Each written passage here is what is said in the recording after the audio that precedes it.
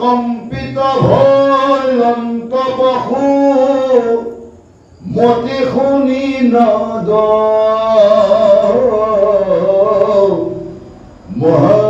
মহাগিৰি যেন হৈবন্তয়ো সদ। জয় শিৱৰাম, জয় শিৱৰাম। হে গুৰু সমস্ত, হে মাতৃ সমস্ত, আজি আমাৰ শিৱগীতাত চতুৰ্থ স্কন্ধৰ চতুৰ্থ অধ্যায়ত যি অংশৰ পৰা পৰৱন্ধে আৰম্ভ হৈছে, আমি এই অংশৰ আঁত ধৰিবৰ কাৰণে আমি অকণমান বিগত পাঠৰ আমি উদাহৰণ আলোচনা কৰিব লাগিব। প্ৰভু ৰামচন্দ্ৰই অগস্ত্যী ঋষিয়ে যি বিৰজা দীক্ষা প্ৰদান কৰি শিৱক পূজা কৰিবৰ কাৰণে যি বিধি প্ৰদান কৰিলে, সেই বিধি অনুসৰণ কৰিয়েই ৰামচন্দ্ৰই কঠোৰ শিৱ ব্ৰত, শিৱ সাধনা, শিৱ যজ্ঞ তেওঁ সাধন কৰিলে। প্ৰথম মাহ তেওঁ ফলাহাৰ ভক্ষণ কৰিয়েই শিৱৰ সহস্ৰ নাম তেওঁ স্মৰণ কৰিলে, বন্দনা কৰিলে, তুতি কৰিলে। তাৰ পিছৰ মাহত তেওঁ জলপান কৰিয়ে গোটেই মাহটো তেওঁ সমাপ্ত কৰি শিৱক আৰাধনা কৰিলে। তৃতীয় মাহত তেওঁ বায়ু ভক্ষণ কৰিলে। বায়ু ভক্ষণ কৰিয়ে গোটেই পূজাৰ বিধিবিলাক সম্পন্ন কৰিবলৈ গ'ল। আৰু চতুৰ্থ মাহত কেৱল তেওঁ সেই শিৱৰ মূৰ্তি তেওঁ হৃদয়ত ধাৰণ কৰিবলৈ আৰম্ভ কৰিলে। আৰু এইখিনি কৰোঁতে তেওঁ জগতৰ লগত সম্বন্ধ নাইকিয়া হৈ গ'ল।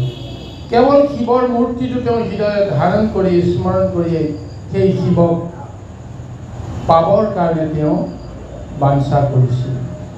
আৰু এনেকুৱা এক সময়তে মহাপ্ৰভু শিৱই হয়তো সন্তোষিত হৈ আচম্বিতভাৱে তেওঁ লীলা আৰম্ভ কৰিলে। প্ৰকাণ্ড এক মহাশব্দ তেওঁ সৃষ্টি কৰালে। সেই শব্দটো গৈ ৰামৰ ধ্যানত তেওঁ সমাধি ধাৰণ কৰি থকাৰ অৱস্থাতে তেওঁৰ অন্তৰত যেতিয়া সেই শব্দই প্ৰৱেশ কৰিলে, লগে লগে তেওঁ ধ্যান ভংগ হৈ গ'ল। ধ্যান ভংগ হৈ যোৱাৰ লগে লগে তেওঁ যেতিয়া চকু মেলি দেখিলে যে তীব্ৰ এক পোহৰে দশোদিশ আলোকিত কৰি তেওঁৰ ফাললৈকে যেন আগুৱাই আহি আছে। এই মুহূৰ্তত তেওঁ ভাবিব পৰা নাছিল ক'ৰ পৰা কি হ'ল, কিন্তু লগে লগে যেতিয়া তেওঁ ধ্যান ভংগ হৈ গ'ল আৰু মহা এক কাল বা মহা মূৰ্তি ধাৰণ কৰি যেতিয়া তেওঁ ওচৰলৈকে যেতিয়া আহি আছে, সমস্ত জগত যেন ধ্বংস কৰি আহি আছে, এনেকুৱা এটা অনুমান হোৱাৰ পিছত তেওঁ নিজৰ শক্তি সামৰ্থ্যৰে পুনৰবাৰ নিজকে ৰক্ষা কৰা আৰু জগতক ৰক্ষা কৰা এনেকুৱা এটা ধাৰণা লৈ ধনুকাৰ তেওঁ সাজু কৰি লয়। আৰু ধনুকাৰ সাজু কৰি লৈ সেই তীব্ৰ পোহৰটোৰ ফালে তেওঁ যেতিয়া অস্ত্ৰ নিক্ষেপ কৰি আছে, তেওঁ এপাত দুপাত নহয়, লগত যিমান অস্ত্ৰ আছে সমস্ত অস্ত্ৰ তেওঁ প্ৰয়োগ কৰিছে। কিন্তু দেখা গৈছে সেই অস্ত্ৰবিলাকেও সেই তীব্ৰ পোহৰটো কোনো কাৰণতে একোৱেই কৰিব পৰা নাই। বৰঞ্চ তেওঁৰ সমস্ত কাঁড়বিলাক কোনো কাৰণতে ঘূৰি অহা নাই। আৰু সেই কাঁড়বিলাক সেই জ্বলন্ত অগ্নিপিণ্ডত প্ৰৱেশ কৰাৰ পিছত সেই জ্বলন্ত অগ্নিপিণ্ডতে যেন জাহ গৈ আছে, এনেকুৱা এটা ধাৰণা কৰিছে। আৰু যিমান অস্ত্ৰ শক্তি প্ৰয়োগ কৰিছে, সেই অস্ত্ৰ শক্তি প্ৰয়োগ হোৱাৰ পিছত দেখিছে যে আগতকৈ যেন সেই জ্বলন্ত ৰূপটোহে তেওঁ ধাৰণ কৰিছে। অগ্নিত যেনেকৈ ঘি ঢালিলে অগ্নিৰ যিটো ৰূপ কিমান তীব্ৰত হৈ উঠে, তদ্ৰূপ ৰামচন্দ্ৰই যেন সেই জ্বলা জুইত তেওঁ কাঁড়ৰ জৰিয়তে, শক্তিৰ জৰিয়তে যেন সেই শক্তিহে সেই জুইত সংযোগ কৰিছে। আৰু এনেকুৱা এক ভয়ংকৰ মূৰ্তি যেতিয়া সেই অগ্নি মূৰ্তিৰে আহি আছে, লগে লগে ৰামচন্দ্ৰও থৰহৰি কম্পমান হৈ গ'ল। হাতৰ পৰা তেওঁ ধনু খহি গ'ল। ধনু খহি যোৱাৰ লগে লগে তেওঁ দেখিছে ওচৰতে থকা তেওঁৰ ভাতৃ লক্ষ্মণ তেওঁ অচেতন হৈ পৰি আছে। আজি পদত বিষয়খিনি উল্লেখ কৰিছে যে লক্ষ্মণৰ এই অৱস্থা, ৰামৰো সৰ্বশক্তি এতিয়া নাশ হৈ গৈছে।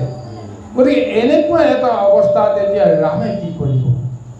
তেওঁ এই মুহূৰ্তলৈ ভাবিব পৰা নাই যে এই তীব্ৰ জ্যোতিটো ক'ৰ পৰা আহিছে, কেনেকৈ আহিছে।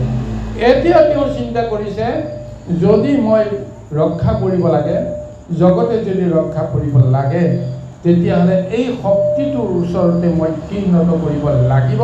আৰু এই শক্তিটো কোন, কি শক্তিটো মই বুজি নাপাওঁ। গতিকে তাৰ আগতে যিহেতু মোৰ গুৰু ৰূপত মই যাক আৰাধনা কৰিছিলোঁ, ঈশ্বৰ ৰূপত যাক মই আৰাধনা কৰিছিলোঁ, এই জ্ঞানটো তেওঁ মনলৈ আহিল। লগে লগে অগস্ত্যী ঋষিক তেওঁ স্মৰণ কৰিলে। অগস্ত্যী ঋষিয়ে যি শিৱ মন্ত্ৰ, শিৱবিধি তেওঁ প্ৰদান কৰিছিল বিৰজা দীক্ষাৰ জৰিয়তে, সেই সমস্তখিনি তেওঁ হৃদয়লৈ আহি গ'ল। লগে লগে তেওঁ সেইজন শিৱৰ শ্ৰী চৰণতে পৰি শিৱৰ সহস্ৰ নাম যেতিয়া তেওঁ জপ কৰিবলৈ আৰম্ভ কৰিলে, লগে লগে তেওঁৰ মন থিৰ হৈ পৰিল। থিৰ হৈ যোৱাৰ লগে লগে সেই শিৱৰ সহস্ৰ নামৰ ক্ৰিয়াই হয়তো তেওঁৰ হৃদয়ত এক সাংঘাতিক ৰূপ প্ৰদান কৰিলে। কিন্তু তাৰ পিছত কি হ'ল, আৰু এক ভয়ানক শব্দ, পূৰ্বতে যিটো ভয়ংকৰ শব্দ আছিল তাতোকৈ এক ভয়ানক শব্দ সৃষ্টি হ'ল, যিটো শব্দই পুনৰ ৰামচন্দ্ৰৰ ধ্যানত ব্যাঘাত সানিছে। তেওঁ ধ্যান ভংগ হৈ যোৱাৰ উপক্ৰম হৈছে। এয়াই হৈছে শিৱৰ মহিমা। গতিকে সেই প্ৰকাণ্ড শব্দটোত ৰামচন্দ্ৰৰ যিহেতু পুনৰ ধ্যান ভংগ হৈ গ'ল, সেই সময়ত তেওঁৰ মনেৰে, আত্মাৰে, চিত্তেৰে শিৱৰ চৰণত তেওঁ প্ৰণিপাত কৰি সেৱা কৰি আছিল। এইটো ধ্যানৰ এটা স্মৰণ। তেনেকুৱা এক ভাৱনাৰে শিৱক তেওঁ ধ্যান কৰি আছিল। আৰু সেইখনতো যেতিয়া প্ৰকাণ্ড শব্দ এটাই চাৰিওফালে এনেকুৱা এক কোলাহল সৃষ্টি কৰিলে, লগে লগে পুনৰ ৰামচন্দ্ৰৰ ধ্যান ভংগ হৈ যোৱাৰ পিছত দেখিলে সেই তীব্ৰ জ্যোতিটোৰ পৰা অলৌকিক কিবা এটা আবিৰ্ভাৱ হ'বলৈ উপক্ৰম হৈছে। এতিয়া সেই শক্তিটো কি, এই মুহূৰ্তলৈকে ৰামচন্দ্ৰই বুজিব পৰা নাই, জগতৰ কোনেও বুজিব পৰা নাই। আহক আমি পৰৱৰ্তী পদত তাৰ সন্ধান আমি নিশ্চয় কৰিম।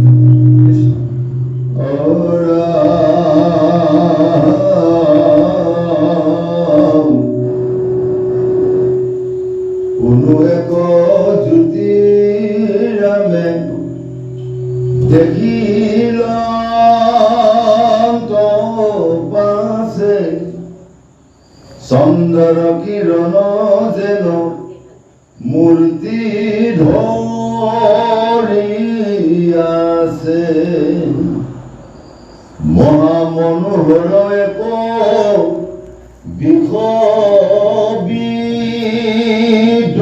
বিদ্যমান দেখিলম তৰা চন্দে চন্দৰ সমান।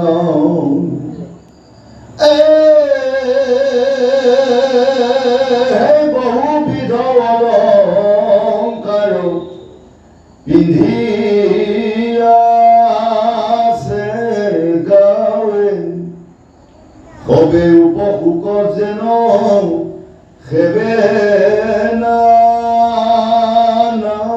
ভাবে। হেমন্তৰ ধবলতো হাৰব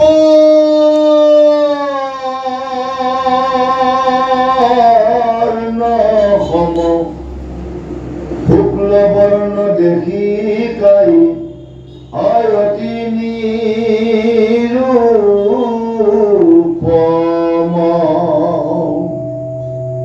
সিংহ যুগ জলে যেন মণি মৰকত, নীলবৰ্ণ দেখি দুই লোচন আয়ত কণ্ঠ দেখ বিষ ভৰ অতি মনোহৰ শুভে সালংকিত চাৰু কমল বিস্তৰ অয়ৰাম পিষ্ঠু পৰে শুভে ৰত্ন ময় পলায়ন অৰাম ৰাম জাৰ লাংগলত চেত চামৰ শুভন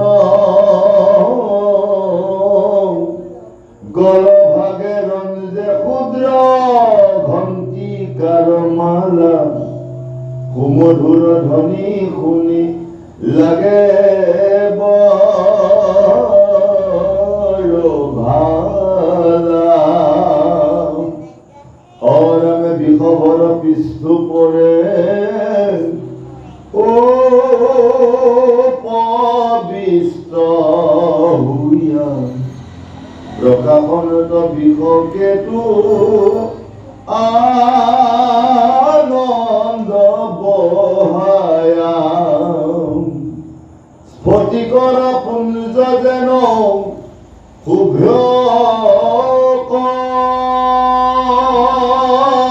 কলে বৰ শুভে পশুপতি দেৱ দেৱ মহেশ্বৰ জয় শিৱৰাম জয় শিৱৰাম এই গুৰু সমস্ত ৰামচন্দ্ৰই যেতিয়া এই অলৌকিক তীব্ৰ পোহৰটোৰ ফাললৈ পুনৰ দৃষ্টি কৰিলে দৃষ্টি দিয়াৰ লগে লগে তেওঁ যিটো দেখিছে দেখি তেওঁ তন্ময় হৈ ৰৈ আছে তেওঁ চিনিব পাৰিছে যে চন্দ্ৰৰ এক মহাজ্যোতি যেন সেই অগ্নিপিণ্ডৰ পৰা বাহিৰ হৈ আহিবলৈ আৰম্ভ কৰিছে তেওঁ স্পষ্টকৈ সেই ছবিটো তেওঁৰ মনত ধাৰণা হৈছে যে চন্দ্ৰ সদৃশ এক শুভ্ৰ জ্যোতি সেই মহা তীব্ৰ অগ্নিময় জ্যোতিৰ মাজৰ পৰা যেন উদ্ভৱ হৈছে আৰু লগতে দেখিছে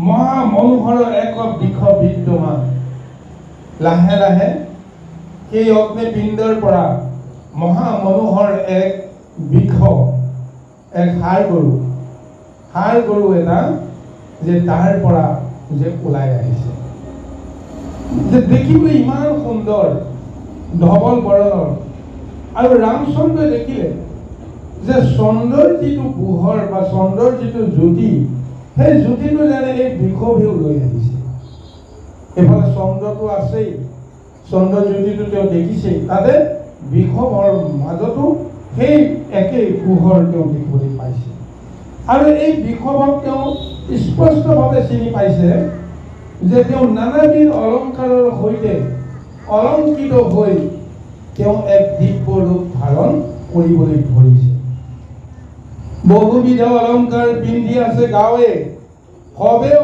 পশুক যেন হেবে নানাভাৱে সেই অলংকাৰবিলাকেও মূৰ্তি ধৰি যেন সেই বৃষভকে সেৱা কৰি আছে যিবিলাক ৰত্ন অলংকাৰ বৃষভে পৰিধান কৰি আছে সেই ৰত্ন অলংকাৰবিলাকৰ যেন কিবা এটা জৈৱিক চেতনা এটা আছে তেওঁলোকে যেন মূৰ্তি ধৰি সৰ্বখনতে যাৰ গাত তেওঁলোকে লাগি আছে শোভাবৰ্ধন কৰি আছে তেওঁকে ঈশ্বৰ মানি তেওঁকে গুৰু মানি তেওঁক যেন নানা ধৰণৰ তুতি কৰি আছে হেমন্তৰ ধৱল তুষাৰ বৰ্ণ সম শুক্ল বৰ্ণ দেখি কাঁই অতি নিৰূপম এই বৃষভৰ এক সুন্দৰ বৰ্ণনা দিছে যে বৰফৰ দৰে এক ধৱল বৰণ তেওঁ ধাৰণ কৰিছে আৰু লগতে শুক্ল বৰ্ণৰ জ্যোতি লৈ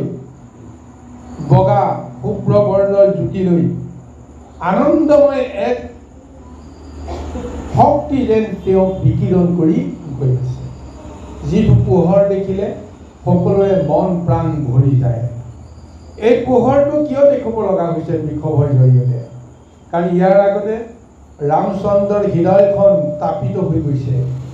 ভয়ত শংকাত হিতাহিত তেওঁৰ চেতনা যেন হেৰুৱাই পেলাব, মৃত্যুমুখী এক মহা সন্ধিখনত যেন উপনীত হৈছে। ইমান এক মহা ত্ৰাস, কিন্তু এই ত্ৰাসটোক গুচাবৰ কাৰণে, নাইকিয়া কৰিবৰ কাৰণে, অন্তৰত আনন্দ আৰু সাহস যোগাবৰ কাৰণে যেন সেই তীব্ৰ জ্যোতিৰ পৰা বিষৱ ৰূপী প্ৰভু ভগৱন্ত শিৱৰ যি বাহন, সেই বাহনৰ মহা আবিৰ্ভাৱ হৈছে। সেই বাহনৰ ৰূপটো দেখা পোৱাৰ লগে লগেই চন্দ্ৰৰ জ্যোতিয়ে যেনেকৈ আলোকিত হ'লে মন প্ৰাণ ভৰি যায়, সমস্ত দুখ অৱসাদ যেন নাইকিয়া হৈ যায়, তেনেকৈ ৰামচন্দ্ৰই খন্তেক আগতে মনৰ যি পীড়াত তেওঁ ভুগিব লগা হৈছিল, ভয়ৰ শংকাত যি ভুগিব লগা হৈছিল, সেই সমস্তখিনি যেন দূৰ হৈ গৈছে। আৰু লগতে এই শুভ্ৰ মন এটা তেওঁৰ অন্তৰত যিহেতু স্থাপিত হ'ল, তাৰপিছত তেওঁ দেখিছে যে শৃংগ যোগ জলে যেন মণি মৰকত, নীল বৰ্ণ দেখি দুই লোচন আয়ত। সেই বিষভৰ চকুযোৰ মনত তেওঁৰ আহিছে, ইমান নীল বৰণৰ শুভ্ৰ এক জ্যোতি যেন সেই বিষভৰ দৃষ্টিৰ পৰা নিৰ্গত হৈছে। আৰু লগতে তেওঁৰ দুয়োটা শিঙত নানান ধৰণৰ ৰত্ন অলংকাৰৰ সৈতে পৰিধান হৈ আছে, আৰু শিঙৰ জোকাৰণি, মূৰৰ জোকাৰণি, সেই ৰত্নবিলাকে এক সুৰ তুলিছে, এক ঝংকাৰ তুলিছে, যিটো সুৰ সমলৈ শুনি সকলোৱে মন প্ৰাণ ভৰি যাব লাগে। আৰু দেখিছে কণ্ঠ দেখ বিষৱৰ অতি মনোহৰ, শুভে সালংকিত চাৰু কম্বল বিস্তৰ। আৰু সেই বিষভৰ কণ্ঠত এক ৰত্ন অলংকাৰে সালংকিত হৈ শোভাবৰ্ধন কৰি আছে। পিছটো পৰে শুভে ৰত্নময় পলায়ন, যাৰ লাংগলত শ্বেত চামৰ শোভন। আৰু পিঠিৰ ভাগত এক অতি সুন্দৰ দলিচাহে যেন পাৰি থোৱা আছে, আৰু এই দলিচাখন যেন এক চামৰ ৰছীৰে সেই বিষভৰ নেজৰ লগত সংলগ্ন হৈ আছে। কাৰণ য'ত প্ৰভু ভগৱন্ত উপবিষ্ট হ'ব, য'ত আসন গ্ৰহণ কৰি থাকিব, সেই আসনখন কাৰ লগত সম্বন্ধ আছে? বিষভৰ দেহৰ লগত সম্বন্ধ আছে। ওপৰৰ পৃষ্ঠভাগত তেওঁ পৰি আছে, আৰু সেই ভাগ কোনো কাৰণতে যে লৰচৰ হ'ব নোৱাৰে, তাৰ কাৰণে নেজৰ লগত তাক এক চামৰৰ জৰিৰে সংলগ্ন কৰি থোৱা হৈছে।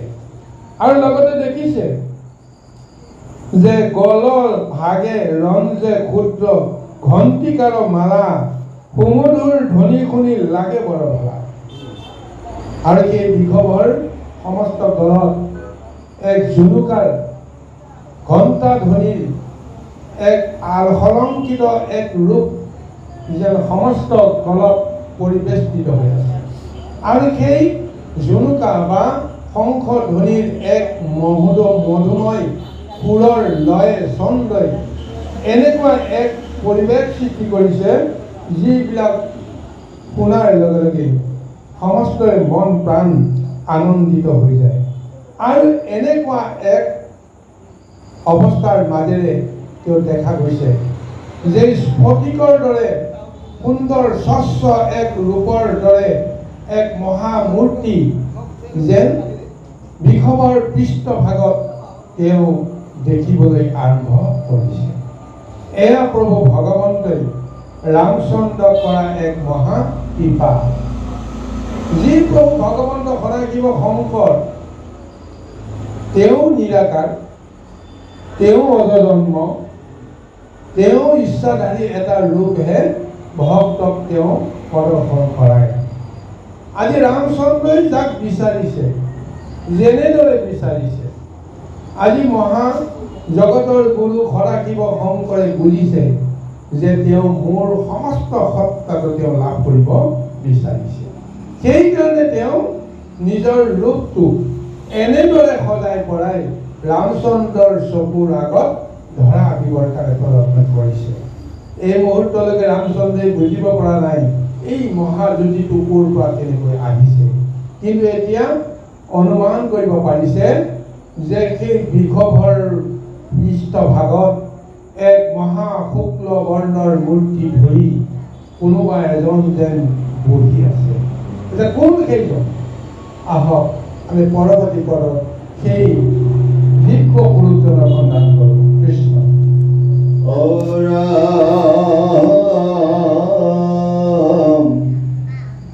সূৰ্য কোটি যিনি জ্বলে তেজ ঈশ্বৰৰ, কোটি চন্দ্ৰ সদৃশ প্ৰশান্ত মূৰ্তি ধৰ, ব্যাঘ চৰ্ম মেখলা পতিত আছে বান্ধি, গলে নাগ যজ্ঞ উপৰিত আছে চান্দি, বিবিধ ভূষণে বিভূষিত দেহস্থ, তাৰ মধ্যে জ্বলে তিনি নয়ন কমল, শিৰোপৰে জটাজুট পিংগল বৰণ, সজল মেঘত যেন বিজুলী কিৰণ, কণ্ঠে শোভা কৰি আছে গৰল ৰচনা, নীলগিব বিশ্বেশ্বৰ ত্ৰিজগত ধাতা, বস্ত্ৰ নাই ব্যাঘ চৰ্ম মাত্ৰ আচ্ছাদন, দিগম্বৰ তিলোচন তিলোক মোহন, পুৰুষ প্ৰধান যিটো চিদানন্দময়, হাজাৰ কটাই খতে হুৱে সমস্ত পলয়, অৰামে কপালে শোভন কৰে চাৰুবিধূষণ্ড, ইহত ইহত হাসি অদেখিতে নন্দ, এৰাতি নেত্ৰৰ উৰ্ধ দেখে জলে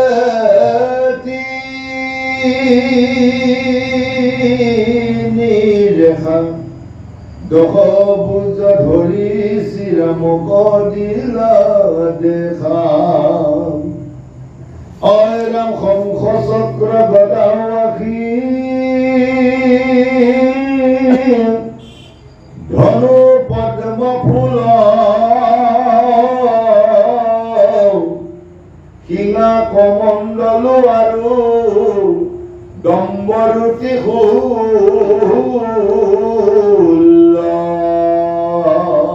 এটা বৃষভৰ মূৰ্তি বা বৃষভৰ পৃষ্ঠভাগত যিজনক তেওঁ দৰ্শন কৰিছে, সেইজনৰ ৰূপটোৱে তেওঁক এনেকুৱা এক তেওঁক চেতনা দিছে যেন কোটি কোটি সূৰ্যৰ শক্তি হৰণ কৰি লৈ আহিছে, আৰু সেই শক্তিবিলাক হৰণ কৰি আনি চন্দ্ৰৰ জ্যোতিৰ লগত তেওঁ মিলাই লৈছে। চিন্তা কৰি চাওকচোন, সূৰ্যৰ জ্যোতিটো কিমান ভয়ংকৰ, চন্দ্ৰৰ জ্যোতিটো কিমান শীতল।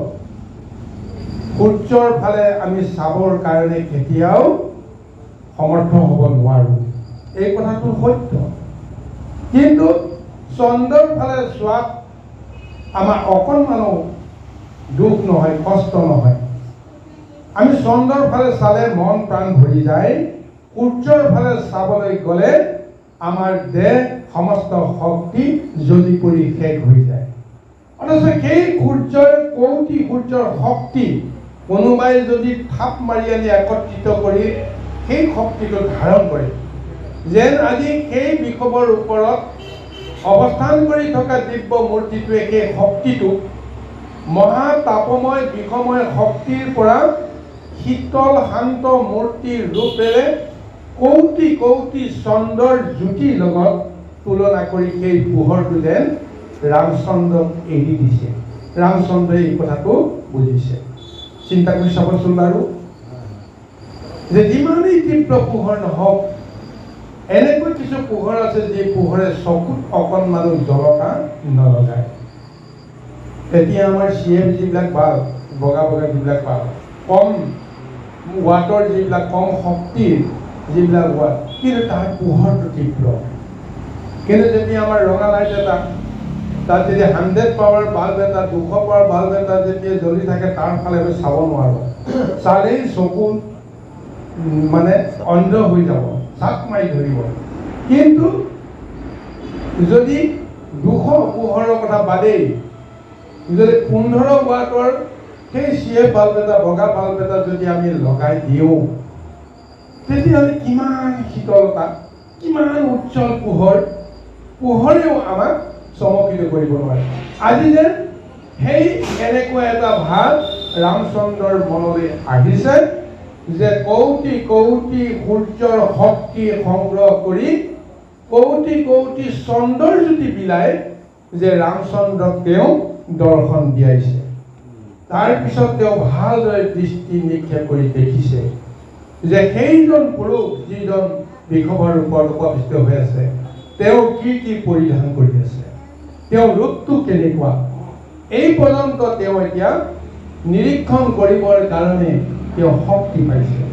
যে ৰামচন্দ্ৰই দেখিছে যে ব্যাঘ্ৰ চৰ্ম মেখলা কথিত আছে বান্ধি, গলে নাগৰ যজ্ঞ উপবিত আছে চান্ধি।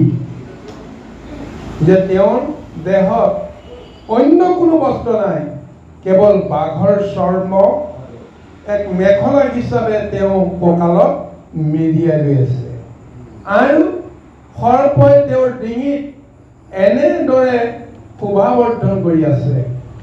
সৰ্পই যেতিয়া মুখ মেলি চাৰিওফালে যেতিয়া লৰচৰ কৰি আছে, দেখিছে সৰ্পই যেন এক যজ্ঞহে আয়োজন কৰি আছে। সৰ্প কিমান বিষধৰ। সৰ্পই যেতিয়া বিষ যেতিয়া বায়ুৰ ওপৰত এৰি দি যেতিয়া মূৰ্তি ধাৰণ কৰে, যে অগ্নিবাহী হৈ আহে। গতিকে সেই অগ্নিময় এটা ৰূপ আজি যেন সেই শিৱৰ গলত থকা নাগগণৰ জৰিয়তে দেখা পাইছে ৰামচন্দ্ৰই। আৰু কৈছে বিবিধ ভূষণ বিভূষিত দেহস্থল, তালুমধ্য জলে তিনি নয়ন কমল। আৰু সৰ্প শৰীৰত নানান ধৰণৰ দিব্য অলংকাৰে বোলে জাতিষ্কাৰ কৰি আছে। আৰু তাৰ ভিতৰত তেওঁৰ কপালত তিনিটা নয়নে, তিনিটা চকুৱে এক মহামূৰ্তি ধাৰণ কৰি আছে। শিৰো পৰে জটা জুত পিংগল বৰণ, সজল মেঘজন বিজুলী কিৰণ। শিৰত তেওঁৰ জোতলা জুতলি পিংগল বৰণৰ, পীত বৰণৰ, পীতাম্বৰ বৰণৰ এক যেন জ্যোতি তেওঁৰ জটাৰ পৰা নিৰ্গত হৈ আছে। আৰু সেই জ্যোতিত এনেকুৱা এটা লাগিছে যে কজলা মেঘত বিজুলীৰ চিকমিকনি উঠিলে যিটো সুন্দৰ এটা ৰূপ দেখা যায় আকাশত, ঠিক তেনেকৈ শিৱৰ সেই পিংগল বৰণৰ জটাত যিটো পোহৰ সৃষ্টি হৈছে, কজলা মেঘত সৃষ্টি হোৱা বিজুলীৰ চিকমিকনিৰ দৰে দেখা গৈছে। আৰু কণ্ঠ শোভে কৰি আছে গৰলৰ ছটা, নীলগ্ৰীৱ বিশ্বেশ্বৰ ত্ৰিজগতৰ ধাতা। আৰু তেওঁ কণ্ঠত দেখা পাইছে যে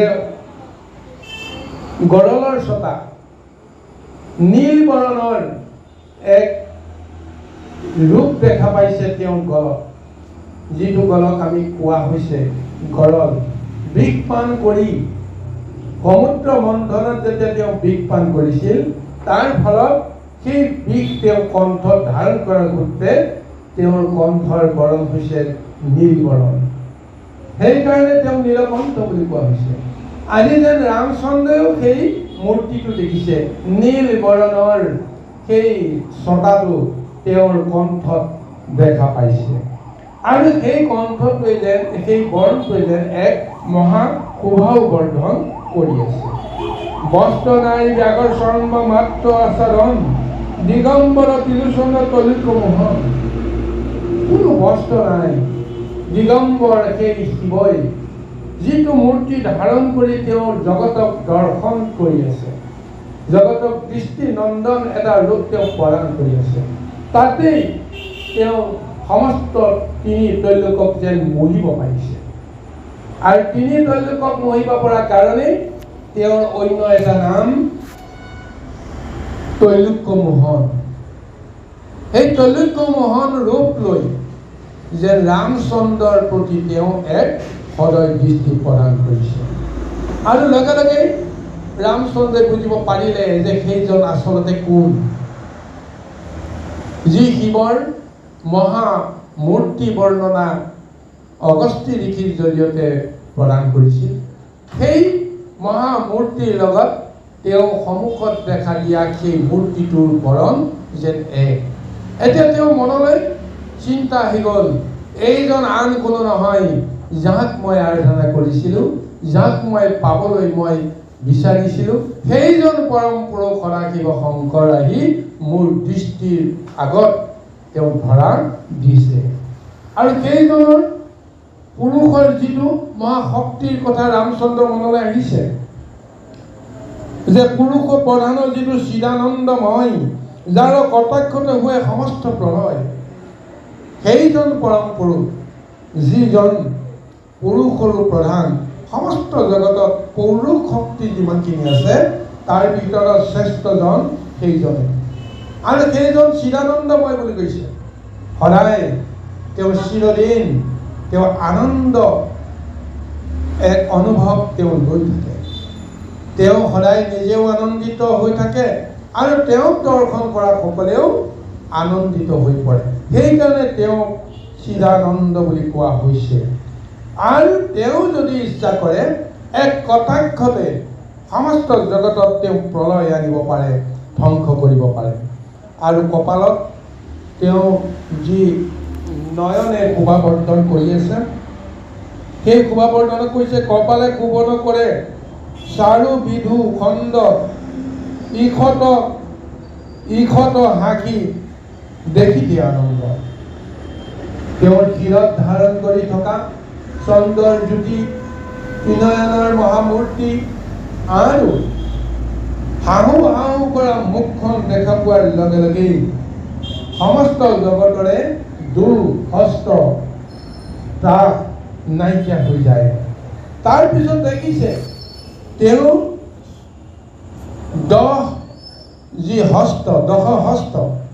দশভুজা এক স্বৰূপ তেওঁ যেতিয়া প্ৰদৰ্শন কৰিছে, যে সেই মহামূৰ্তিৰ দেহত 10খন হস্ত সংলগ্ন হৈছে আৰু 10 হস্তত 10টা মহা শক্তি বিৰাজিত হৈ আছে, এক মহা অস্ত্ৰ ৰূপত, মহা অলংকাৰ ৰূপত।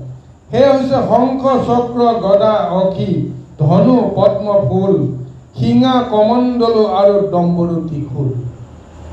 শিৱৰ যি 10বিধ মহা অস্ত্ৰ বা হস্তত ধাৰণ কৰা মহা শক্তি বা অলংকাৰ, সেই সকলৰ ভিতৰত শংখ আছে, চক্ৰ আছে, গদা আছে, পদ্ম আছে, অখি আছে, ধনু আছে, শিঙা কমণ্ডলু আৰু ডম্বৰু ত্ৰিশূল। বিষ্ণুৰ হস্তত যিমানবিলাক মহাশক্তি আছে, শিৱৰ শক্তিটো সেই একেবিলাক অস্ত্ৰই শোভাবৰ্ধন কৰি আছে। কেৱল কৃষ্ণৰ বা বিষ্ণুৰ সেই মহামূৰ্তিত কেইটামান অস্ত্ৰ নাই। শিৱই ধাৰণ কৰা ডম্বৰু নাই, শিৱই ধাৰণ কৰা ত্ৰিশূল পাত নাই। তাৰ পৰিৱৰ্তে শংখ চক্ৰ গদা পদ্ম যেনেকৈ বিষ্ণুৰ 4 হস্তৰ 4 অস্ত্ৰ বুলি ধাৰণ কৰোঁ, সেই 4 হস্তৰ 4 অস্ত্ৰ আদি দশভুজা শিৱৰ 4 অস্ত্ৰ বিৰাজিত হৈ আছে।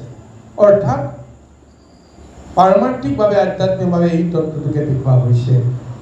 এতিয়া যিটো শিৱই যিটো মূৰ্তি ধাৰণ কৰি দেখুৱাইছে, তাত কাৰ কাৰ শক্তি আছে? বিষ্ণু শক্তিও তাত লুকাই আছে। বিষ্ণুৰ 4 বাহুৰ 4 শক্তি, শংখ চক্ৰ গদা পদ্ম, তাৰ বাহিৰেও অন্যান্য অস্ত্ৰখিনিও ইয়াৰ মাজতেই লুকাই আছে। প্ৰকৃততে ক'বলৈ গ'লে বিষ্ণুক দশভুজা বুলি কোৱা নাযায়, বিষ্ণুক অষ্টভুজা বুলি কোৱা যায়। সেই তাৰ ভিতৰত চাৰু, বাৰু, অঘি আৰু সাৰংগ, এই চাৰি অস্ত্ৰৰ লগত শংখ, চক্ৰ, গদা, পদ্ম, এই চাৰি অস্ত্ৰ লগ লাগি অষ্ট ভুজ হয়, অষ্ট শক্তি হয়। কিন্তু আজি ত্ৰিশূল আৰু ডম্বৰু লৈ তাৰ লগত সংযুক্ত হৈ সদা ৰাখিব শংকৰে যিটো মূৰ্তি ধাৰণ কৰি জগতক দেখুৱাইছে যে এই মুহূৰ্তত বিষ্ণুতকৈও শ্ৰেষ্ঠ শক্তি এটা তেওঁ ধাৰণ কৰিছে। কাৰণ বিষ্ণুৰ অষ্ট শক্তিৰ লগত আৰু দুটা শক্তি সংযোজিত কৰিয়েই ৰামচন্দ্ৰক এতিয়া তেওঁ দেখুৱাবলৈ প্ৰযত্ন কৰিছে। কিয় দেখুৱাব লগা হৈছে তাৰ কাৰণ আছে। কাৰণ ৰামচন্দ্ৰ হৈছে বিষ্ণুৰ অৱতাৰ। বিষ্ণুৰ এই কেইটা তেওঁৰ শক্তি তেওঁ ধাৰণ কৰা তেওঁৰ সামৰ্থ্য আছে। সেই একেখিনি সামৰ্থ্যটো ৰামচন্দ্ৰও থাকিব পাৰে, কিন্তু ৰামচন্দ্ৰতকৈ যে এতিয়া শিৱ শক্তিটোৰ গুৰুত্বটো বেছি, সেইকাৰণে তেওঁ এতিয়া দশভুজাও ল'ব লগা হৈছে, দশ অস্ত্ৰও ধাৰণ কৰিব লগা হৈছে। যাৰ ফলত লৌকিকভাৱে হ'লেও ৰামচন্দ্ৰই তেওঁৰ ওচৰত নিশ্চয় পৰানত হ'ব লাগিব। এনেকুৱা এক মহাশক্তি মহামূৰ্তি ধাৰণ কৰি ৰামচন্দ্ৰৰ আগত শিৱই মূৰ্তি ধাৰণ কৰি দৰ্শন দিয়াইছে। আহক ইয়াৰ পিছত চিনিবতো পাৰিছে ৰামচন্দ্ৰই সেইজন কোন, যাক বিচাৰি আছিল তেওঁ আজি সংসাৰত উপবিষ্ট হৈছে। এতিয়া সেইজনক পোৱাৰ পিছত ৰামচন্দ্ৰইনো কেনেকৈ তেওঁক আদৰিব, কেনেকৈ তেওঁক তুতি কৰিব, এই বিষয়ে আমি পৰৱৰ্তী পদৰ মাজলৈকে বিচাৰি যাম। কৃষ্ণ কৃষ্ণ। দশহস্তে দশোপাংগ ধৰি কুল পানী, বেকত ভৈলন্ত ৰূপে ত্ৰিভুৱন জিনি, পূৰ্ণচন্দ্ৰ বদনা পাৰ বতী মহেশ্বৰী, ৰাম পাশে আছে বসী দীপ ৰূপ ধৰি, ৰত্ন অলংকাৰে বিভূ সীতা কাত্যায়নী, মণিমৰ কত কতু বিধন্ত জননী, তাৰ মাজে মাজে কতু মুকুতা শুভয়, ৰাতি আকাশত যেন চলে তৰাশয়, বহল বৈখত বিন্ধা গিৰি সমুন্নত, শুভে কুশ যুগ সাৰ নহয় বৰ্ণিত, অৰামে তাৰ ভৰে গোসানীৰ মন্দ ভৈল গতি, ৰহিলা শিৱৰ পাশে সৌন্দৰ্য প্ৰকতি, মৃগেন্দ্ৰীৰ সমক্ষীণ কটিৰ পৰে, মহামনোহৰ দিব্য বস্ত্ৰ শোভা কৰে, শৰীৰত শুভে যাৰ দিব্যয়া ভৰণ, দিব্য গন্ধক লিপি আছে সোণামণি গণ, অৰাম দিব্যমালা পিন্ধই আছে দিব পৰিধান, নিৰুৎপল সতি খলু চনবিদ্যমান, অৰ প্ৰসন্ন বদনে জৰে অলংকাৰ পান্তি, তাম্বুল চবনে তদু অধিক বাহে, শান্তি। জয় কৃষ্ণ। এতিয়া ৰামচন্দ্ৰই শিৱকটো তেওঁ দৰ্শন কৰিছে, শিৱৰ মহামূৰ্তি তেওঁ উপভোগ কৰিছে। তাৰ লগতে তেওঁৰ মনত এনেকুৱা এটা ভাৱনা আহি গ'ল যে এই মূৰ্তিটোৰ কাষতে যে অন্য এক মহামূৰ্তি ধাৰণ কৰি তেওঁ সংগ দি আছে।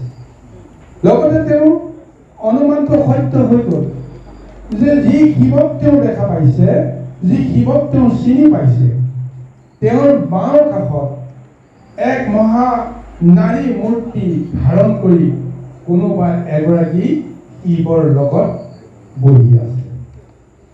এটা তেওঁৰ মনত স্পষ্টভাৱে এটা ধাৰণা হৈ গ'ল, সেইগৰাকী আন কোনো নহয়, স্বয়ং জগতৰ মাতৃ পাৰ্বতী গোসাঁনী। চাওকচোন বাৰু, শিৱক আৰাধনা কৰিলে, কিন্তু তেওঁতো দুৰ্গাক আৰাধনা কৰা নাছিল এই মুহূৰ্তত, শিৱকটো আৰাধনা কৰা নাছিল এই মুহূৰ্তত। কিন্তু শিৱ সন্তুষ্ট হোৱাৰ লগে লগে পাৰ্বতী কেনেকৈ ৰৈ থাকিব, পাৰ্বতী কেনেকৈ অসন্তুষ্ট হ'ব? চিন্তা কৰি চাওকচোন বাৰু। এখন ঘৰৰ গৃহস্থৰ আপুনি যদি মন জয় কৰিব পাৰিছে, তেতিয়াহ'লে আপুনি সেইখন গৃহৰ যিগৰাকী গৃহস্থী, সেইগৰাকীও মন প্ৰাণ আপুনি নিশ্চয় গ্ৰহণ কৰিবলৈ পাৰিছে বা জয় কৰিবলৈ সক্ষম হৈছে। এইটো হয়নে নাই বাৰু কওকচোন বাৰু। আৰু লগে লগে গোটেই গৃহৰ সমস্ত মানে ল'ৰা ছোৱালী বা অন্যান্য যিমানবিলাক সমস্তৰে মন জয় কৰা নহ'লনে বাৰু? গতিকে তাৰ কাৰণে অকণমান কষ্ট কৰিব লগা নহ'ল। ৰামচন্দ্ৰ ঠিক তেনেকুৱাই এটা অৱস্থা আহিছে, এনেকুৱা এক মহাফল তেওঁ লাভ কৰিছে। এতিয়া পাৰ্বতী গোসাঁনীকো যেতিয়া শিৱৰ বাওঁ কাষে তেওঁ দেখিছে মহামূৰ্তি ধৰি, এতিয়া সেই গোসাঁনীক কি ৰূপত তেওঁ দেখিছে বৰ্ণনা কৰিছে। পূৰ্ণ চন্দ্ৰ বদনা পাৰ্বতী মহেশ্বৰী, বাম পাশে আছে বসী দিব্য ৰূপ ধৰি, ৰত্ন অলংকাৰে বিভূষিতা কাত্যায়নী, মণি মৰকত কটু ইন্ধন কল্যাণী। নাৰীৰ সহজাত যি এক প্ৰবৃত্তি, সেই প্ৰবৃত্তিৰ জৰিয়তে ৰত্ন অলংকাৰ দিব্য বস্ত্ৰ পৰিধাৰৰ যে আকাংক্ষা, সেই আকাংক্ষাৰে এতিয়া উজলি উঠিছে এগৰাকী দিব্য নাৰী পাৰ্বতী গোসাঁনী, যি কাত্যায়নী ৰূপে দুৰ্গা ৰূপে সমস্ত জগতত তেওঁ মুহূৰ্তৰ ভিতৰতে সংহাৰ সৃষ্টি কৰিব পাৰে। সেইগৰাকী নাৰী এতিয়া দিব্য ৰূপ ধাৰণ কৰি শিৱৰ ওচৰত সালংকিত হৈ ৰূপ দৰ্শন দিছে। কিন্তু স্বাভাৱিকতে শিৱৰ লগত কোনো ধৰণৰ ৰত্ন অলংকাৰৰ বাসনা নাথাকে। তেওঁ সদায় দিব্য জটাধাৰ, তেওঁ কণ্ঠত সদায় গলৰ মালা, গৰলৰ যি ছটা থাকে আৰু তাৰ লগতে যি সৰ্পৰ যি মালা থাকে, বাঘচাৰ্ম পৰিধান কৰি থাকে, ভস্ম ধূলা তেওঁ অলংকৃত কৰি থাকে। ইয়াৰ বাহিৰে অন্যান্য ৰত্ন অলংকাৰৰ লগত তেওঁৰ কোনো সম্বন্ধ নাই। কিন্তু পাৰ্বতী গোসাঁনী এগৰাকী নাৰী, তেওঁ সেই ৰত্ন অলংকাৰৰ প্ৰতি তেওঁ আসক্তি থাকিব পাৰে, কিন্তু শিৱই তাত কোনো কাৰণতে বাধা দিয়া নাই। আজি এতিয়া ৰামচন্দ্ৰক সৰ্বতো প্ৰকাৰে সহায় কৰিবৰ কাৰণে এগৰাকী নাৰীক মহাশক্তিৰে কেনেকৈ জগতে চিনিব পাৰে, তাৰ প্ৰতীক হিচাপে পাৰ্বতীক এনেকুৱা এটা মহাৰূপেৰে মহাশক্তিৰে ৰামচন্দ্ৰৰ ওচৰতো ধৰা দিছে। সেইকাৰণে নানান ধৰণৰ মণি মুকুতাৰ মাজত যেন তেওঁ জিলিকি আছে, যে মণিময় পৰ্বতৰ ওপৰত এক সিংহ ৰূপে যেন তেওঁ ধাৰণ কৰি আছে পাৰ্বতীৰ এই মহামূৰ্তিটো দেখি ৰামচন্দ্ৰৰ তেনেকুৱা এটা অনুমান হৈছে। বহল বক্ষত বিন্ধ্যাগিৰি সমুদ্ৰত, শোভে কুশ যুগ যাৰ হয় বৰ্ণিত, তাৰ ভৰে গোসাঁনীৰ মন্দ বৈল গতি, ৰহিলা শিৱৰ পাশে সৌন্দৰ্য প্ৰগতি। মহা মহা ৰত্ন অলংকাৰৰ পৰিবেষ্টিত এক মহা পৰিৱেশত যেন পাৰ্বতী গোসাঁনীৰ চৰণৰ গতি, দেহৰ গতি লয়লাসো যেন হ্ৰাস হৈ গৈছে। চিন্তা কৰি চাবচোন বাৰু, যদি ৮০ মোন ওজনৰ অলংকাৰ যদি পিন্ধে, অলংকাৰখিনি ধাৰণ কৰি যোৱাটো কিমান এটা শক্তিৰ প্ৰয়োজন হ'ব, চিন্তা কৰি চাবচোন বাৰু। গতিকে এই অলংকাৰ পৰিধান কৰাৰ লগে লগে লাহে লাহে গতি ধীৰ হৈ পৰাটো স্বাভাৱিক। কিন্তু সেই গতিটো এক মহা লয়লাস আছে, সেই গতিটো এক মহা ছন্দ আছে, দেখি আমোদিত হোৱাৰ এক অৱস্থাত থাকে। আৰু এই অৱস্থাৰে শিৱ পাৰ্বতী গোসাঁনীয়ে শিৱৰ বাওঁ কাষে বহি মূৰ্তি ধৰি তেওঁৰ চাৰিওফালে চাই আছে। আৰু চাৰিওফালে চোৱা দৃশ্যটো ৰামচন্দ্ৰই প্ৰত্যক্ষ কৰিছে কেনেকৈ, যে দিব্য মালা পিন্ধি আছে দিব্য পৰিধান, নীলোৎপল সদৃশ লোচন বিদ্যমান। তেওঁ দিব্য মালা পিন্ধি তেওঁ শোভাবৰ্ধন কৰি আছে, আৰু তেওঁ পদুম ফুলৰ দৰে, নীল পদ্মৰ দৰে চকু জোৰেও শীতলতা জ্যোতি তেওঁ প্ৰদৰ্শন কৰি সকলোকে যেন আনন্দিত কৰি আছে। প্ৰসন্ন বদনে জ্বলে অলংকাৰ পান্তি, তাম্বুল সৰ্বনে আলোকিত কৰে, ততোধিক বাঢ়ে ক্ৰান্তি। এনেকুৱা এটা মহামূৰ্তি প্ৰদান কৰিছে যে এগৰাকী নাৰী এনেই সালংকিতা, এনেই দেখি কিমান সুন্দৰ, তাতে যদি অভ্যাসবশত তামোল চুবাই চুবাই যদি গাল মুখ ৰঙা কৰি থাকে, তেতিয়াহ'লে জ্যোতিটো আৰু বেছি সুন্দৰ হয় বুলি কোৱা হয়। গতিকে তদ্ৰূপ যেন আজি সেই প্ৰসন্ন বদনত যেন অলংকাৰ পাতিয়ে পাৰ্বতী গোসাঁনীৰ মুখৰ যি সৌন্দৰ্য, ঠিক তেনেকৈ যেন সালংকিতা কৰি অতি উজ্জ্বলতাৰ পৰা উজ্জ্বল কৰি তুলিছে। এনেদৰে এতিয়া ৰামচন্দ্ৰৰ দৃষ্টিত ধৰা দিছে। কৃষ্ণ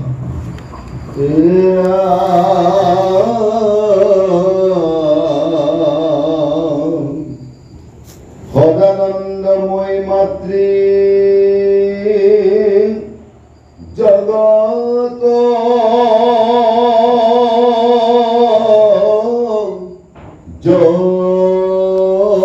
জননী, প্রভু গো আলিঙ্গে যেন সূর্য পদ্মিনী, সৌন্দর্য প্রকাশী আছে দেবী গৌরী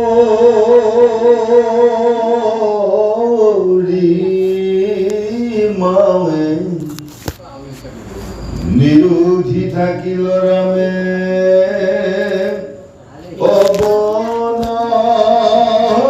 অবনত ভাবে, আর সভার যে রাখিয়া যত দিক পালগণ,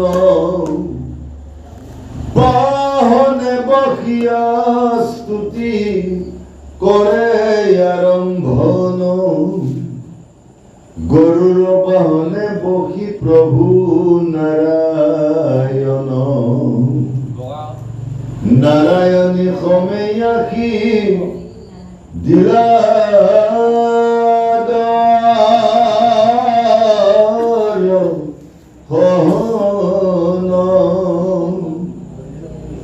আরামে শংখ চক্র গদা পদ্ম ধৰি শ্যাম মূৰ্তি,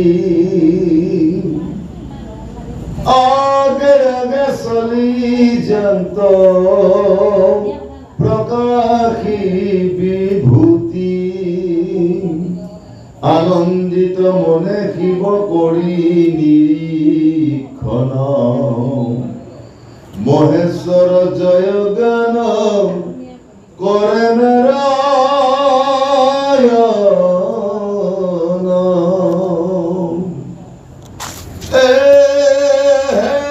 ভাৰতী হিতে ব্ৰহ্ম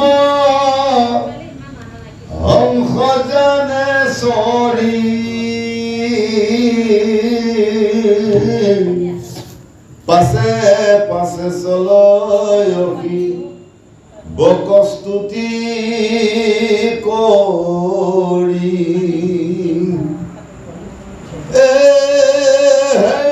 চাৰি হস্তে চাৰি বেদ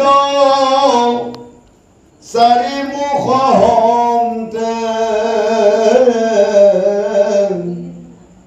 উচ্চাৰণত ৰুদ্ৰ সুপ্ত প্ৰাণে মনে চিতে অথৰ্ব বেদৰ মন্ত্ৰে মহামুনিগণে শিৱ কৰন্ত স্তুতি আনন্দিত মনে নীলৰূপ ধৰি সিন্ধু গংগা সমায়াসী চেতা চেতনৰ মন্ত্ৰে থাকন্ত পাখি। জয় শিৱৰাম, জয় শিৱৰাম।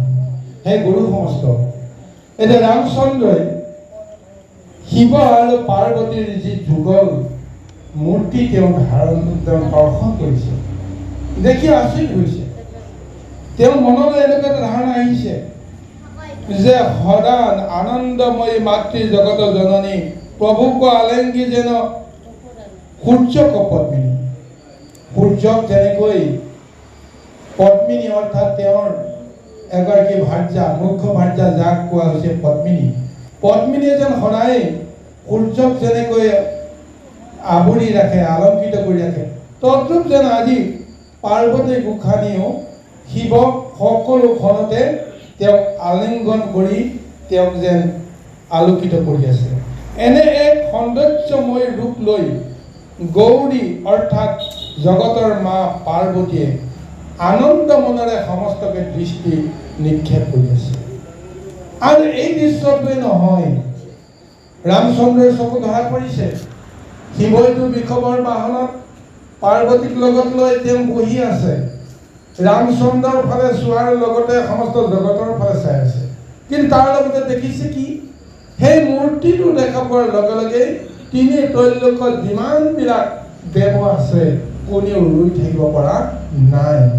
প্ৰত্যেকে আহিছে নিজৰ নিজৰ বাহনত বহি, নিজৰ নিজৰ ভাৰ্যাক লগত লৈ যেন শিৱক দৰ্শন কৰিবলৈ আহিছে, শিৱক আৰাধনা কৰিবলৈ আহিছে, তুতি কৰিবলৈ আহিছে। তাৰ ভিতৰত এতিয়া ৰামচন্দ্ৰ দেখিছে মুখ্যতঃ কোন কোন আছে। স্বয়ং প্ৰভু ভগৱন্ত নাৰায়ণক তেওঁ দেখা পাইছে, মাধৱক দেখা পাইছে। তেওঁ গৰুড়ৰ বাহনত উঠি লগতে লক্ষ্মী দেৱীকো লগত লৈ তেওঁ আহিছে। নাৰায়ণী খমে আখি দিলা ধৰিখন। চাওকচোন বাৰু, এতিয়া নাৰায়ণক, এতিয়াতো ৰামচন্দ্ৰই যিহেতু মনুষ্য ৰূপ লৈ মনুষ্য লীলা কৰি আছে, এই মুহূৰ্তত তেওঁ নিজেও ভাবিবলৈ অৱকাশ পোৱা নাই যে মই আচলতে কোন। সাধাৰণ এজন নৰ হিচাপে তেওঁ এতিয়া নিজকে ভাবিছে। এতিয়া তেওঁ দেখিছে যিজন জগতৰ পালক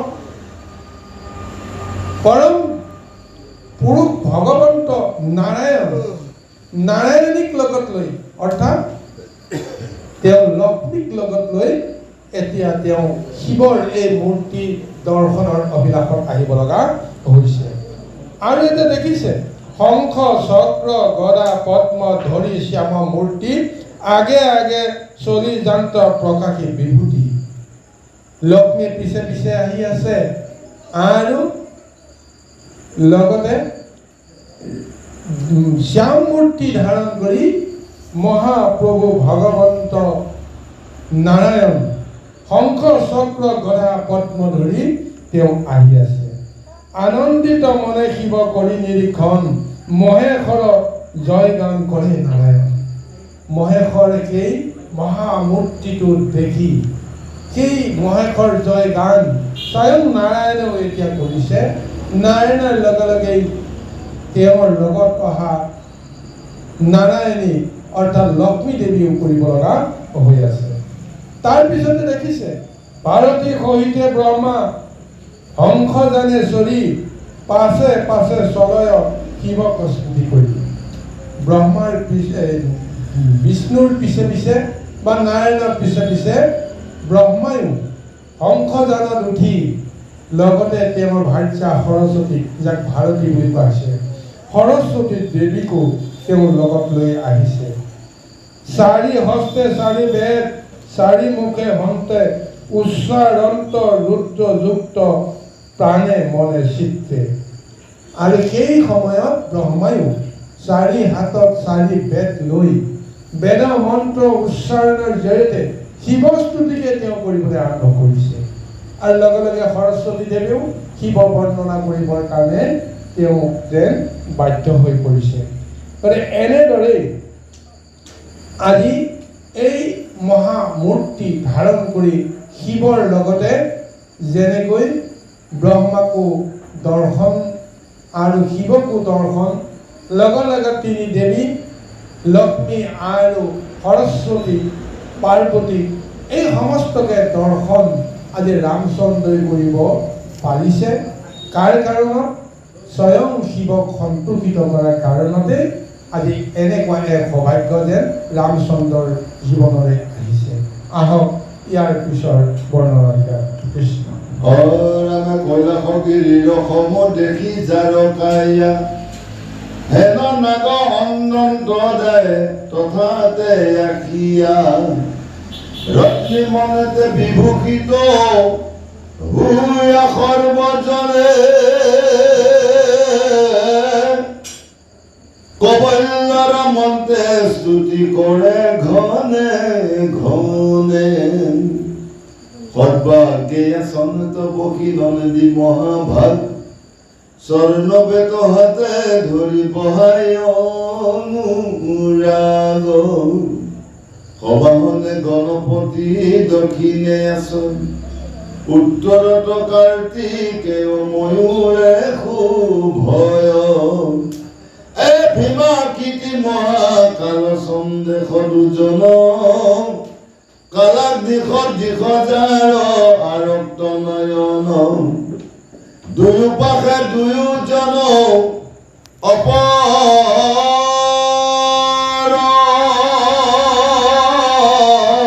যুবৰ অৱস্থান কৰি আছে, আৰাম ভূয়া বনত,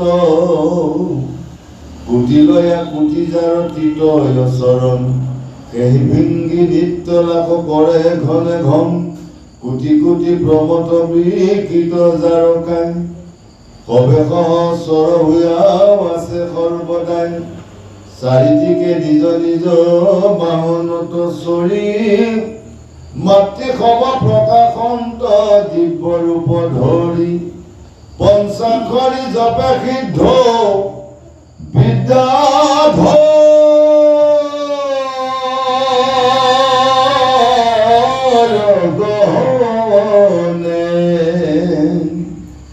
প্ৰভুক আৰাধি আছে এক চিত্ত মনে। এতিয়া পুনৰ প্ৰত্যক্ষ কৰিছে ৰামচন্দ্ৰই যে মহামুনিসকলেও যে অথৰ্ববেদৰ মন্ত্ৰ উচ্চাৰণ কৰি শিৱ বৰ্ণনা কৰি আছে, আৰু লগতে সমস্ত নদবিলাক নদীবিলাক নাৰী ৰূপ ধাৰণ কৰি আহি যেন তাতেই এক মহা তীৰ্থ ৰূপত তেওঁলোকে তাতে সমাগত হৈছে। আৰু সেইসকলেও প্ৰভু ভগৱন্ত শিৱক যেন মহাস্তুতি কৰিবলৈ আৰম্ভ কৰিছে। লগে লগে দেখিছে যে কৈলাসৰ গিৰিসম দেখি যাৰ কায়া, হেন নাগৰ অনন্তাৰী তথাতে আখিয়া। যিজন পাতালত মহাভক্ত অনন্ত পুৰুষ, তেওঁ নিজেও এতিয়া সেই পাতালৰ পৰা ওলাই আহিছে। স্বয়ং শৈলগিৰি কৈলাসৰ এক ৰূপ যেন তেওঁ ধাৰণ কৰি আহি আছে। এনেদৰে আহি তেওঁ নানান ধৰণৰ মণি মুকুতাৰে সজ্জিত হৈ অলংকৃত হৈ আজি তেওঁ আহি শিৱক মহা বৰ্ণনা কৰিছে, মহাস্তুতি মন্ত্ৰৰে তেওঁ প্ৰাৰ্থনা কৰি আছে। সৰ্বাগ্ৰে আচন্তবক্ষী নন্দী মহাভাগ স্বৰ্ণ বেত হাত ধৰি বহাই অনুৰাগ। আৰু দেখিছে সকলোৰে আগত নন্দী মহাৰাজক দেখা পাইছে। শিৱৰ প্ৰধান যিজন অনুচৰ, শিৱৰ যিজন প্ৰধান ভক্ত, যাক নন্দী বুলি কোৱা হৈছে, সেই নন্দীক সকলোৰে আগত ৰামচন্দ্ৰই দেখা পাইছে। আৰু সকলোকে তেওঁ যেন আদৰি আছে, সকলোকে যেন তেওঁ আনন্দিত মনেৰে আসন প্ৰসন দিবৰ কাৰণে প্ৰযত্ন কৰিছে। এক ধৰতিপাতৰ এক পৰিৱেশ নন্দীৰ জৰিয়তে প্ৰদৰ্শন কৰা হৈছে। চাওকচোন গুৰুসকল, ৰামচন্দ্ৰই যাক তেওঁ ধ্যানৰ মাজেৰে বিচাৰিছিল, আজি তেওঁৰ দৃষ্টিত দেখা গৈছে সমস্ত জগতে আজি শিৱক পূজা কৰি আছে। সমস্ত জগতৰ সমস্ত দিব্য শক্তিবিলাকে শিৱক আৰাধনা কৰি আছে। এতিয়া তেওঁ মুখ এক ৰূপ লৈ, তেওঁ বুবা ৰূপ লৈ ৰামচন্দ্ৰই কেৱল চাই আছে ক'ত কি হৈ আছে। আৰু এই যে দৰ্শনবিলাক মনৰ মাজলৈকে আহি আছে ৰামচন্দ্ৰৰ, তাৰ জৰিয়তে শিৱ সম্বন্ধীয় যিখিনি তত্ত্ব, যিখিনি জ্ঞান, সেইখিনি জ্ঞান তেওঁ আজি প্ৰত্যক্ষ কৰিছে। অগস্ত্যে লিখি দিয়ে জ্ঞান তেওঁৰ হৃদয়ত তেওঁ সেইখিনি ধাৰণহে কৰি আছে। কিন্তু সেই জ্ঞান ক'বলৈ গ'লে সেই জ্ঞানটো যেতিয়া ব্যৱহাৰিক দিশত আহিব, সেই ব্যৱহাৰিক দিশত আহিলেহে জ্ঞানৰ শুদ্ধতাটো পাব। সেইকাৰণে আজি শিৱক যে সমস্ত জগতৰ সমস্ত শক্তিয়ে যে মহা পূজা কৰি আছে, স্তুতি কৰি আছে, এই দৰ্শনটো স্বয়ং ৰামচন্দ্ৰই নিজ চকুৰে যেতিয়া পাইছে, গতিকে তেওঁৰ জ্ঞানটো শুদ্ধ হৈ পৰিছে, গুৰুৰ জ্ঞান শুদ্ধ হৈ গৈছে। ইয়াৰ আগতে যে তেওঁ মুখস্থ কৰা জ্ঞানটোহে তেওঁ আওৰাই আছিল, কিন্তু এতিয়া তেওঁ মুখস্থ নহয়, তেওঁ হৃদিগত হৈ গৈছে। তেওঁ এতিয়া নতুনকৈ বুজিবলৈ একো নাই, তেওঁৰ চকুৰে তেওঁ সমস্তখিনি তেওঁ প্ৰমাণ কৰি দিছে। আৰু সেইকাৰণে কৈছে, লগতে তেওঁ এইখিনিও দৰ্শন পাইছে যে সবাহনে গণপতি দক্ষিণে আছয়, উত্তৰত কাৰ্তিকেয় মৰুৰে শুভয়, ভীমা কায় মহাকাল চন্দেশ দুজন, কালাগ্নি সদৃশ যাৰ আৰক্ত নয়ন, দুয়ো পাশে দুয়োজন অপৰ যুৱৰ, অৱস্থান কৰি আছে হুয়া অৱনত। ইয়াৰ পিছত তেওঁ কাক দেখা পাইছে? শিৱৰ পুত্ৰ কাৰ্তিককো এক মহামূৰ্তি ধৰি বাওঁফালে বহি থকা দেখা পাইছে। লগতে ময়ূৰ এক মূৰ্তি ধৰি লৈ আছে, আৰু ময়ূৰৰ লগতে কাৰ্তিকৰ দুয়োপাশে দুটা তেওঁৰ যি সেৱক, যাক আপোনাৰ দেহৰক্ষী বুলিও কোৱা যায়, যাক চিকৰটি গাত বুলি যোৱা যায়, সকলো সময়তে যাৰ ওপৰত দায়িত্ব থাকে, আজি সেইসকলে সেই দুজনো কালাগ্নি সদৃশ যাৰ আৰক্ত নয়ন, ভীমাকায় মহাকাল চন্দেশ দুজন, মহাকাল মূৰ্তি ধাৰণ কৰি চাণ্ডাল বেশত যেন ভয়ংকৰ এক মূৰ্তি ধৰি সকলো ফালে যে ৰক্তময় দৃষ্টি প্ৰদান কৰি সকলোকে যেন ভয়ভীত হৈ থাকে, এই কালান্তক যমৰ দৰে মহামূৰ্তি ধাৰণ কৰা দুজন এতিয়া কাৰ্তিকৰ দুয়োফালে ৰৈ আছে। এই দৃষ্টিটোকো এতিয়া তেওঁ দেখা পাইছে। কুটিল আকৃতি যাৰ তিত চৰণ, সেহি ভিংগি নিত্যা লখ কৰে ঘৰে ঘৰ। সেইসকলৰ তিনিখন বোলে চৰণ আছে, তিনিখন ভৰি আছে, তিনিখন ভৰিয়ে যিটো অপূৰ্ব নৃত্য ভংগী কৰি যিটো কলাসন্মত এক দৰ্শন দিয়াইছে, দেখিয়েই বিচুতি হ'ব লাগিব।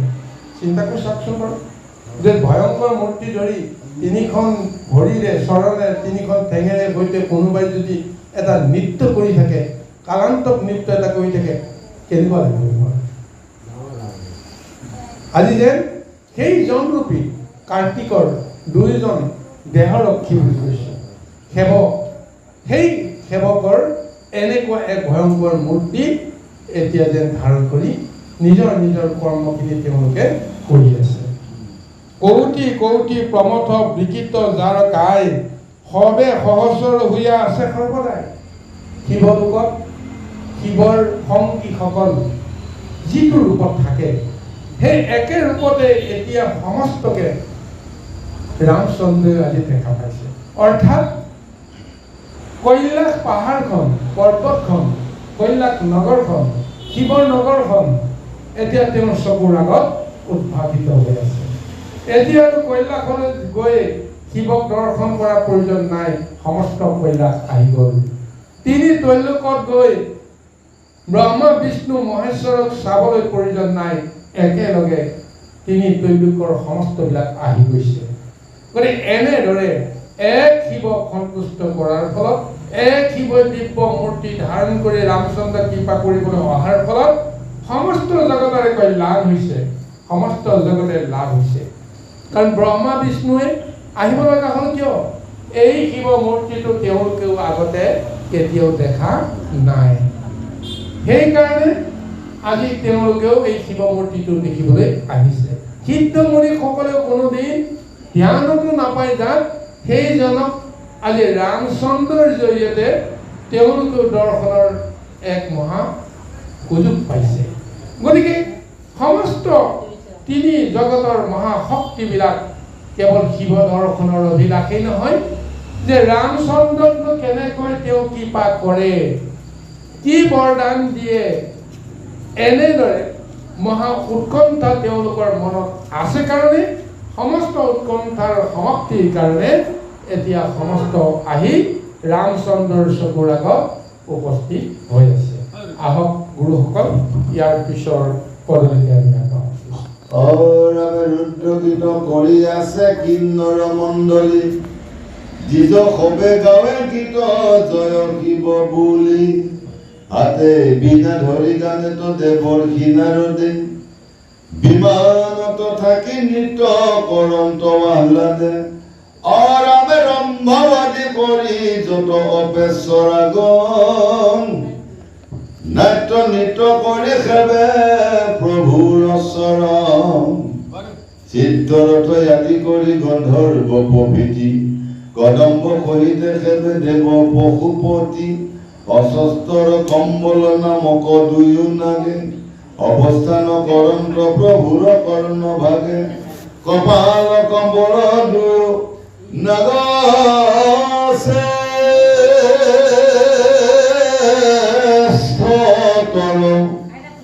সুললিত স্বৰে গীত গাৱে নিৰন্তৰ,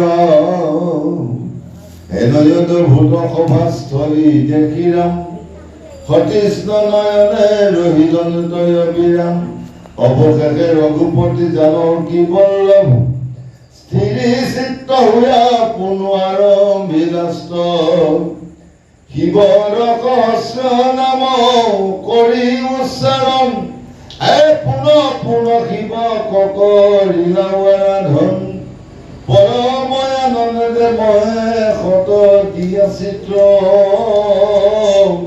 শ্ৰীৰামে কৰিল তুতি আতি বিপৰীত,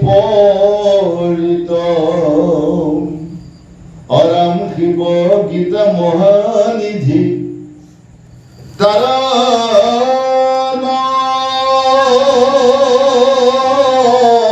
কাৰণ, মুনি আগে কহিলন্ত্ৰ, সুত মহাজন, জানি সবে সভাসদ,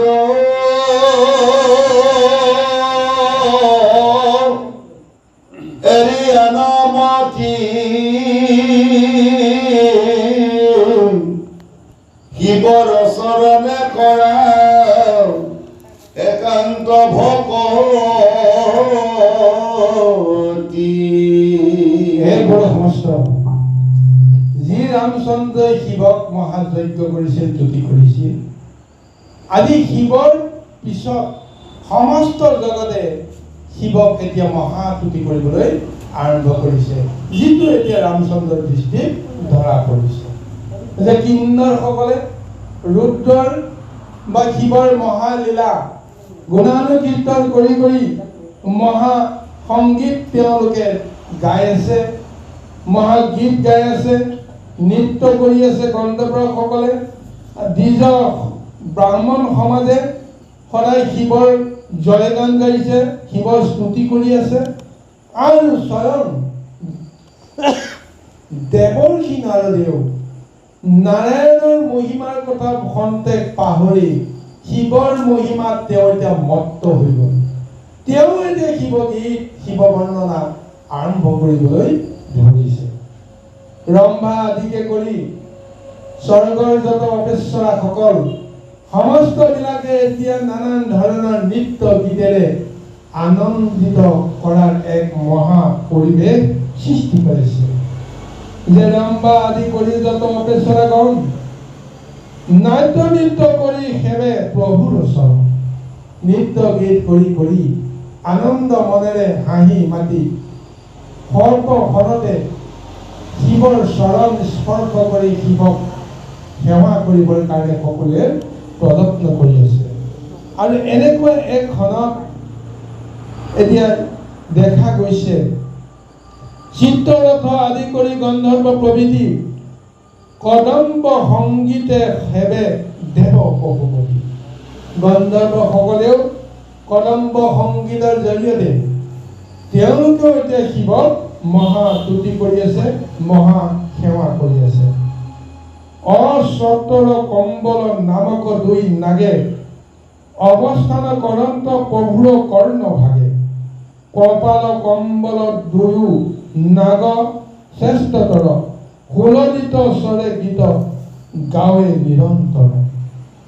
শিৱৰ গলত ধাৰণ কৰি থকা সেই নাগসকলৰ ভিতৰত শ্ৰেষ্ঠ দুই নাগৰ কথা কৈছে। এক নাগৰ নাম হৈছে কপাল আৰু অন্য নাগৰ নাম হৈছে কম্বল। এই কপাল আৰু কম্বল দুয়ো শ্ৰেষ্ঠ নাগ। এই শ্ৰেষ্ঠ নাগে এতিয়া শিৱৰ গুণ, শিৱৰ তত্ত্ব, শিৱৰ সংগীত তেওঁলোকেও যেন এতিয়া গাবলৈ তেওঁলোকে প্ৰস্তুত হৈ আছে। হেন অদ্ভুত সভাস্থলী দেখি ৰাম সতৃষ্ণ নয়নে ৰহিলন্ত অভিৰাম। এই অপূৰ্ব মহাদৃশ্য শিৱযজ্ঞ, শিৱ আৰাধনা দেখা পাই তেওঁ এতিয়া সতৃষ্ণ নয়নেৰে সৈতে তেওঁ এতিয়া আকুলিত হৈছে। তেওঁৰ চকুৰ পৰা ধাৰাধাৰ চকুৰ বৈ আহিছে। মনত কিমান আনন্দৰ ভাৱ জাগৰণ হৈছে বুজাব পৰা নাই নিজে। এতিয়া তেওঁৰ মনত এতিয়া ধাৰণা আহিছে, মই যাক পূজা কৰিম বুলি ভাবিছিলো, যাক তুতি কৰিম বুলি ভাবিছিলো, মই তুতি কৰাৰ আগতে সমস্ত জগতে সেইজনক এতিয়া তুতি কৰি আছে। কাৰণ মই তেওঁৰ দৰ্শন পাবৰ কাৰণে ইয়াৰ আগতে তেওঁৰ নাম জপ কৰিছিলো হয়, তপ কৰিছিলো হয়, পূজা কৰিছিলো হয়। তেতিয়া তেওঁ নিৰাকাৰত আছিল, তেতিয়া তেওঁ অদৃশ্যত আছিল। কিন্তু যেতিয়া তেওঁ দৃশ্যমান হৈ গৈছে, মোৰ কাৰণে তেওঁ এতিয়া দৃশ্যমান হৈ গৈছে। আৰু সেইজনৰ ৰূপ চাই মই মোহিত হৈ মই অবাক হৈ চাই আছো।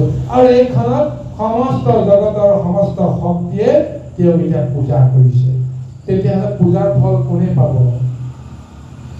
মনৰ ভিতৰতে এনেকুৱা ভাৱ কিছু আহিব পাৰে। গতিকে নিজৰ মনত এতিয়া দুখ লাগিছে, নিজৰ মনত অকণমান হ'লেও অনুতপ্ত হৈছে, মই কিয় সেই শিৱক এতিয়ালৈকে মই তুতি কৰা নাই। মূৰ্তিধাৰী তেওঁ মোৰ সন্মুখত ৰৈ আছে, সমস্ত জগতে তুতি কৰি আছে, মই কিন্তু তেওঁ তুতি কৰা নাই। সৰ্বজান্তা ভগৱন্ত শিৱই এতিয়া কাক কৃপা কৰিব? প্ৰথমতে এয়া হৈছে ৰামচন্দ্ৰৰ মনত এটা ভাৱনা আহিছে যে এতিয়া তেওঁ নিজকে দুখী অনুভৱ কৰিছে। সমস্ত জগতে যাক পূজা কৰে, আজি মই সেই পূজা চাই মই এতিয়া নীৰৱ হৈ ৰৈ আছো।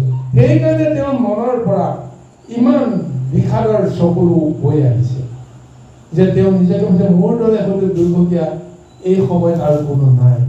যি কি নহওক, তেওঁ এতিয়া শিৱৰ সহস্ৰ নাম ধাৰণ কৰি মহাতুতি আৰম্ভ কৰিবলৈ প্ৰযত্ন কৰিছে। বাৰু গুৰু সমস্ত এই মহাস্তুতি